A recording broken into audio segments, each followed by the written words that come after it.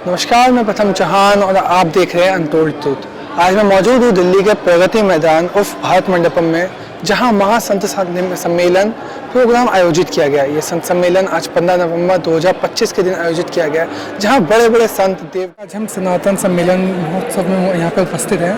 उससे सनातन का एग्जैक्ट अर्थ क्या है? सनातन का अर्थ है सभी को जोड़ना, यानी कि ऐसे लोग, जब हम लोग जैसे एक एक बूंदी अगर अलग होती है तो वो एक बूंदी है, जब वो मिल जाती है तो वो एक लड्डू बन जाता है। तो इस तरह से ये संत जो समाज है, ये सब अलग अलग एक एक तो बूंदी हैं, और जब सब मिल जाते हैं तो वो सनातन बन गया। तो संतों से ही सनातन है और सनातन से ही संत हैं।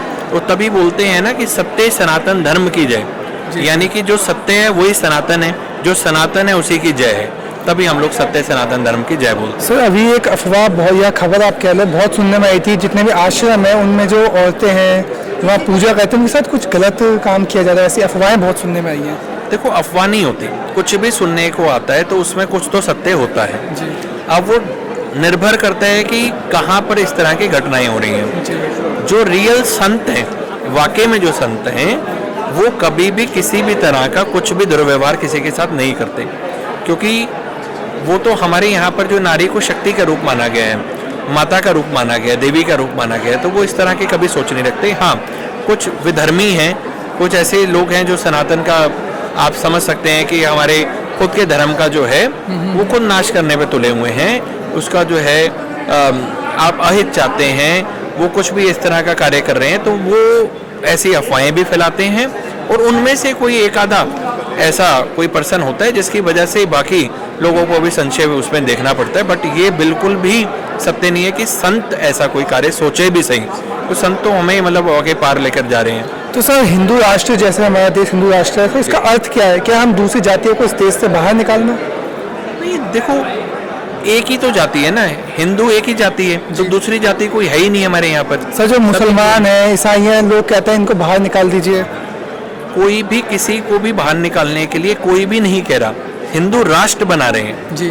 हिंदू राष्ट्र बनाने का मतलब है कि जहाँ पर ये हमारे, अब आप समझे कि पूरे हिंदू हैं यहाँ पर, जितने भी हमारा जो आप समझे कि बाकी देश है, बांग्लादेश है, पाकिस्तान है, सब में जो अलग अलग अल्पसंख्यक जो लोग हैं, बहुसंख्यक लोग हैं, उनके देश पे, उनके नाम पे देश बना हुआ है। अब यहाँ पे बहुसंख्या में कौन है? हिंदू हैं, तो हिंदू राष्ट्र बनना चाहिए। इसका मतलब ये नहीं है कि हम बाकी देश को, जो बाकी देश में जितने भी जाति लोग रह रहे हैं, यहाँ पे धर्म के लोग रह रहे हैं, उनको हम बाहर निकाल रहे हैं। वो भी तो हमारे परिवार का हिस्सा है। हम लोग, हमारे ही तो सनातन में है ना कि हम लोग क्या चाहते हैं, हमारे संत क्या सिखाते हैं, हमारे वो बोलते हैं ना कि उसमें कि हम लोग तो एक परिवार का सारे हैं, हिस्सा हैं। और ये सबसे अच्छी बात मुझे जो लगी है, अभी संतों ने जो उठाई थी यहाँ पर, आज इस कार्यक्रम में भी उठाई कि गाय, गीता और गौ, गाय, गीता और गंगा, इन तीनों की रक्षा के लिए जो भी कार्य करेगा वो हिंदू ही है, और जो इसका साथ देगा वो हिंदू राष्ट्र में रहने लायक है। सर, जैसा भी आपने बताया कि सारी जाति जितने भी लोग हैं सब हमारे भाई बंधु हैं, तो सर ये मुसलमान जो है उनके साथ जब शादी करने की बात है तो लव जिहाद का मुद्दा क्यों उठता है? ये मना क्यों किया जाता है? देखो, हम लोग विश्वास करते हैं वासुदेव कुटुंबकम जी, कि हम लोग बोलते हैं कि सनातन एक परिवार है, ठीक है। सभी हमारे, पूरा विश्व भी एक हमारा जो है वो परिवार का हिस्सा है। हम लोग कभी भी जातियों की बात नहीं करते, हम कभी भी धर्म की बात नहीं करते, हम अपने धर्म की बात करते हैं। जब अपने धर्म की बात करते हैं तो कुछ विशेष जाति के लोग, उनको बुरा लग जाता है। अब हम लोग अपने धर्म की बात करें तो उनकी कोई बुराई नहीं कर रहे, और करनी भी नहीं चाहिए। वो इसलिए नहीं करनी चाहिए क्योंकि वो अपने धर्म का प्रचार कर रहे हैं, हम अपने धर्म का प्रचार कर रहे हैं। उनकी हमारे से कोई लड़ाई नहीं होनी चाहिए, हमारी उनसे कोई लड़ाई नहीं होनी चाहिए, वो हमारे परिवार का हिस्सा है। सर, यूथ के लिए आप एक क्या सलाह देना चाहेंगे? यूथ को मैं सलाह ये देना चाहूँगा कि अपना बेस स्ट्रॉन्ग कीजिए। बेस सनातन है जी। हमारा रूट्स जो है वो सनातन ही है। अगर बेस स्ट्रॉन्ग करेंगे, रूट्स हमारे स्ट्रॉन्ग हो गए, तो हमें कोई भी किसी भी तरह के पर्सन या सामाजिक तत्व हमारे माइंड को डाइवर्ट नहीं कर पाएंगे।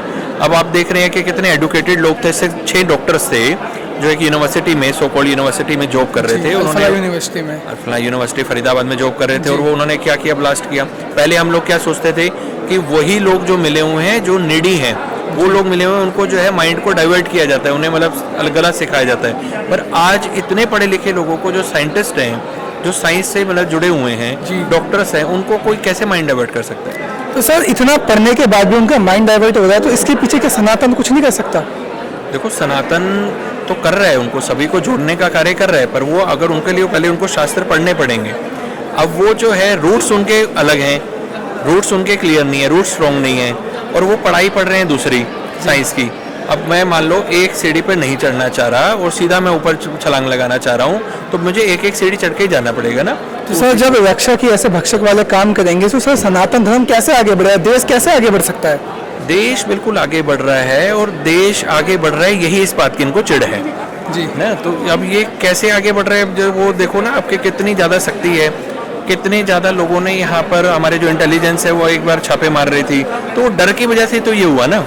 तो आगे प्रगति पे है तभी ऐसा हो रहा है, अगर नहीं होता तो ये खुलेआम में अपनी प्लानिंग पूरी करते और इससे कोई बड़ा एक बहुत बड़ा कार्य हो सकता था। धन्यवाद। मौजूद थे स्वामी जी, इन्होंने बताया किस तरह से सनातन धर्म क्या है, सनातन धर्म के कार्य क्या है।